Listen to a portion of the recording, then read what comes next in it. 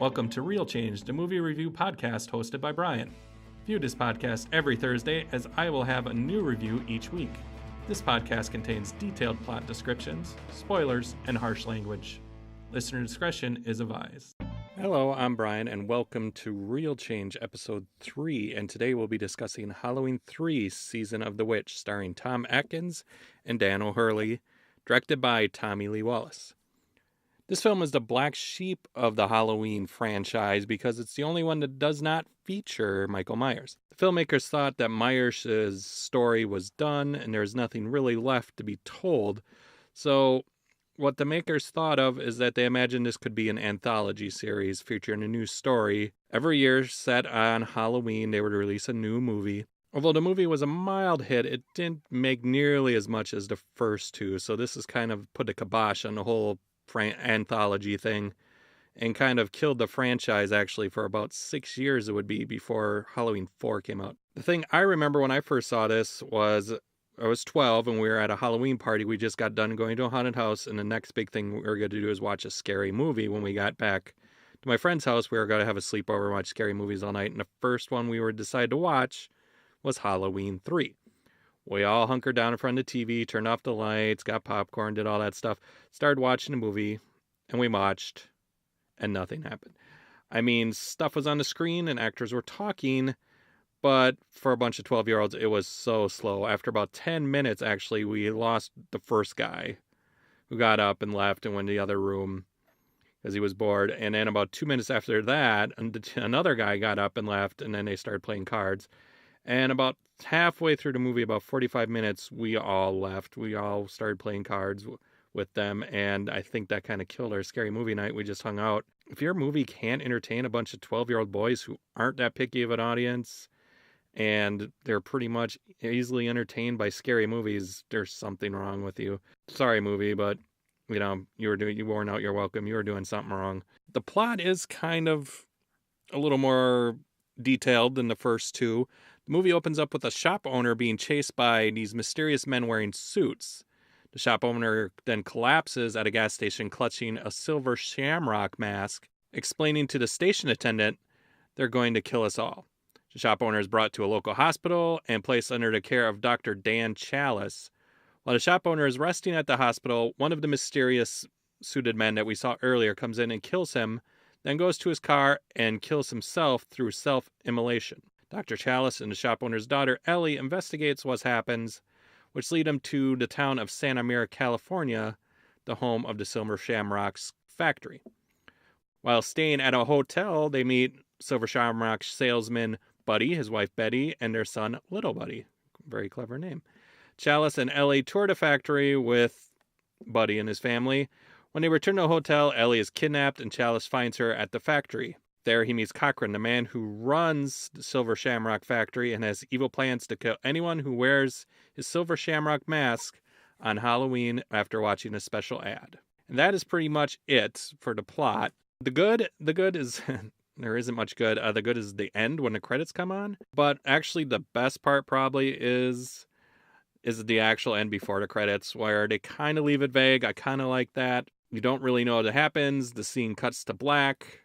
So we don't really know what happens to our main characters or to anyone else actually who was in the movie. So that was good. I like that. I like the vagueness of it. The bad, so much bad. The worst part is the masks themselves. Now they had a chance, I thought, to do something really cool. The masks are so bland. They are basically a witch, a skull, and a jack-o'-lantern.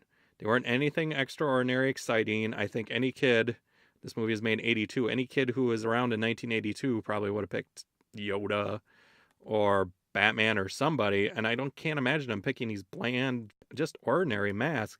And I think they really had something exciting to do. They should have had one of the masks be the Michael Myers mask, and that would have been just a cool visual to see, like a bunch of children wearing Michael Myers mask, and it would have kind of tied in more to the first two movies.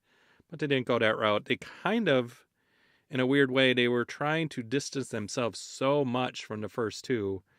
I don't know if they just, once again, if they had such a bad experience in part two that they just wanted to forget it, or they just wanted to expand, show that they were more than just Halloween, the first one. But I think that was a missed opportunity. The masks were just so boring. The weird Cochrane's plan. Let me figure this out for a second. Instead of a mass killer, we have an Irishman. And the universal symbol for Halloween, of course, is a shamrock. So we're going to put in each mask a piece of rock from Stonehenge, which last I checked wasn't in Ireland, and this will make snakes and bugs come out of your head if you wear the mask. But to make the mask explode, you must watch television at a certain time. I don't think they have a time zone, so I don't know if, like, it was 6 o'clock in California, and then you had to watch it at, like, 8 o'clock or in Hawaii. I don't know when everyone...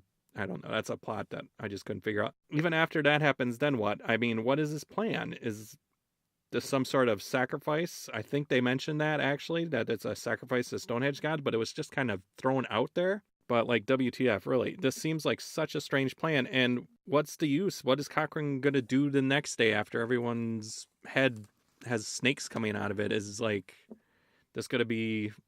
Is he going to do something for Christmas or Thanksgiving? Is he going to make ornaments that shoot laser beams out? I mean, it just doesn't make any sense to me, this plot, his goals. It was just very vague, and they didn't really, I feel, explain it well. And is he going to take over the world? I don't know. Anyway. Now, do I recommend this or not recommend this? I can't recommend this. I really can't. The lows are just so low. There are a few good scenes.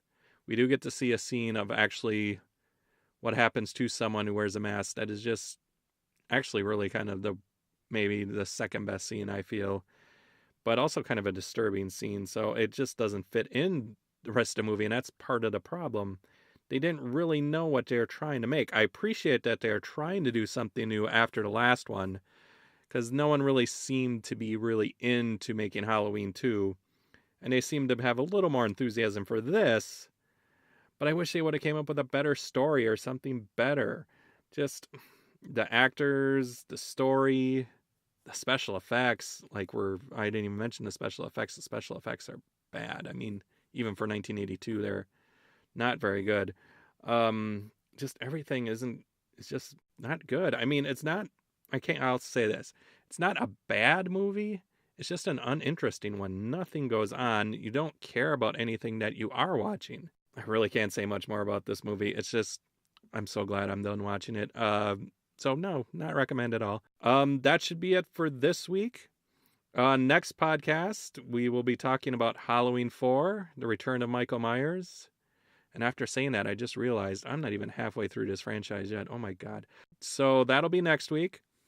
If you have any questions or comments or any suggestions that you want to tell me of what movies you would like to hear me review, just feel free to email me or get a hold of me any way you can, and I will gladly listen to praise or critical responses, whatever, doesn't matter to me. So thank you for listening. I'll talk to you next time, and until then, happy Halloween.